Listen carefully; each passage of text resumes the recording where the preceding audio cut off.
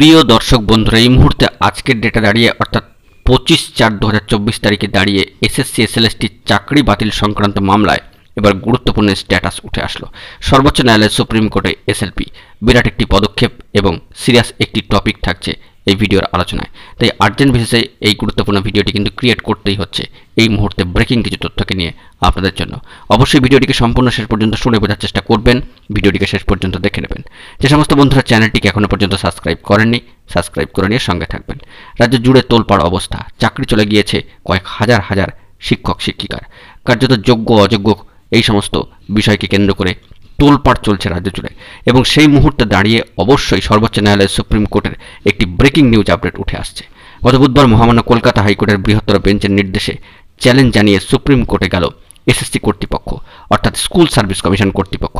গত 2016 এসএসসি পরীক্ষায় প্রায় 26,000 পরীক্ষার্থীর চাকরি বাতিলের নির্দেশ দিয়েছিল মহামান্য কলকাতা হাইকোর্ট। মহামান্য কলকাতা হাইকোর্টের সেই নির্দেশকে কার্যত চ্যালেঞ্জ করে এবার সর্বোচ্চ ন্যায়ালয় সুপ্রিম কোর্টে গেল স্কুল সার্ভিস কমিশন বা এসএসসি। ওই দিন শীর্ষ আদালতে এই মামলার বিষয়ে কিন্তু দায়ের করা হয়েছে।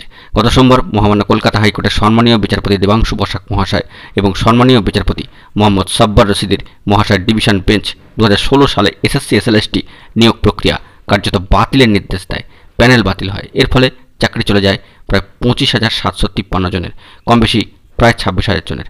মেয়াদ উত্তীর্ণ চাকরি প্রাপকদের 4 সপ্তাহের মধ্যে 12% হারে সুদসহ বেতন ফেরতের নির্দেশ দেওয়া হয়েছে।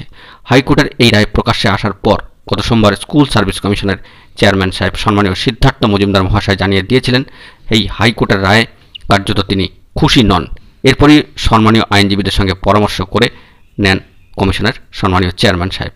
শেষ পর্যন্ত এদিন সর্বোচ্চ ন্যায়ালয় সুপ্রিম কোর্টে মামলা দাখিল করল এসএসসি। পাশাপাশি রাজ্য সরকারের তরফেও স্পেশাল লিভ পিটিশন বা এসএলপি কিন্তু দাখিল করা হয়েছে। অবশ্যই অনস্ক্রিনে বিষয়টি আপনারা দেখতে পাচ্ছেন। মহামান্য কলকাতা হাইকোর্টের মূল মামলাকারীরা সর্বোচ্চ ন্যায়ালয় সুপ্রিম কোর্টে ক্যাভিয়েট দাখিল করেছেন একতরফা শুনানিকে রোকবার জন্য। স্কুল সার্ভিস কমিশনের সম্মানীয় চেয়ারম্যান সাহেব সম্মানীয় সিদ্ধার্থ মজুমদার মহাশয় গত সোমবার জানিয়েছিলেন 5,000 জনের বিরুদ্ধে অবৈধভাবে চাকরি পাওয়ার অভিযোগ রয়েছে, কিন্তু তার জন্য কেন প্রায় 19,000 জনের চাকরি বাতিল হবে? কমিশনের মতে কতজনের অবৈধভাবে চাকরি বাতিল হয়েছে তার একটা হিসাব দেওয়া হয়েছিল, তারপরও কেন পুরো প্যানেল বাতিল করা হলো তা নিয়ে প্রশ্ন তুলছে স্কুল সার্ভিস কমিশন। এখন দেখার বিষয় সর্বোচ্চ ন্যায়ালয় সুপ্রিম কোর্টে এই মামলার শুনানিতে কি জানা যায়। তার জন্য কিন্তু আমাদেরকে ধৈর্য ধরে থাকতেই হচ্ছে। গুরুত্বপূর্ণ মামলার যে স্ট্যাটাসটি অর্থাৎ এসএলপির যে আপডেট তথ্যটি উঠে আসছে সেটি সরাসরি অনস্ক্রিনে আপনারা দেখতে পাচ্ছেন। সেই দিক থেকে এই এসএলপির ক্ষেত্রে মামলায় যে স্ট্যাটাসটি দাঁড়াচ্ছে, the state of West Bengal versus Baishakhi Bhattacharya Chatterjee and others. মামলার কেস ডিটেলস আপাতত পেন্ডিং দেখাচ্ছে, ডায়েরি নাম্বার কিন্তু দেওয়া রয়েছে। ফিল্ড অন 24/4/2024 তারিখ 10:01 AM। কেস নাম্বার এসএলপি নাম্বারও কিন্তু এখানে রয়েছে। অবশ্যই এ বিষয়ে পরবর্তী ক্ষেত্রে কি আপডেট বা প্রোগ্রেসিভ রিপোর্ট বেরিয়ে আসছে সেই দিকে আমরা নজরদারি রাখছি এবং সম্পূর্ণ বিষয়টি ফোকাসে রাখছি। অত্যন্ত সেন্সিটিভ একটি মামলা বলা যেতে পারে। আবারও কিন্তু সেই 32,000 চাকরি বাতিলের যে স্মৃতি, ভয়াবহ স্মৃতি, তা কিন্তু উস্কে উঠছে। অবশ্যই দেখা যাক সর্বোচ্চ ন্যায়ালয় সুপ্রিম কোর্টের তরফ থেকে কী ধরনের বার্তা উঠে আসে এই মামলার পরবর্তী স্ট্যাটাসের ক্ষেত্রে, সেই দিকে আমরা চোখ রাখবো। গুরুত্বপূর্ণ তথ্য পেলে সবটাই আপনাদের মাঝখানে প্রোভাইড করবো। বন্ধুরা, এখন এই পর্যন্তই। গুরুত্বপূর্ণ আপডেটগুলি পাওয়ার জন্য চ্যানেলটিকে এখনই সাবস্ক্রাইব করে নিয়ে সঙ্গে থাকুন। ধন্যবাদ।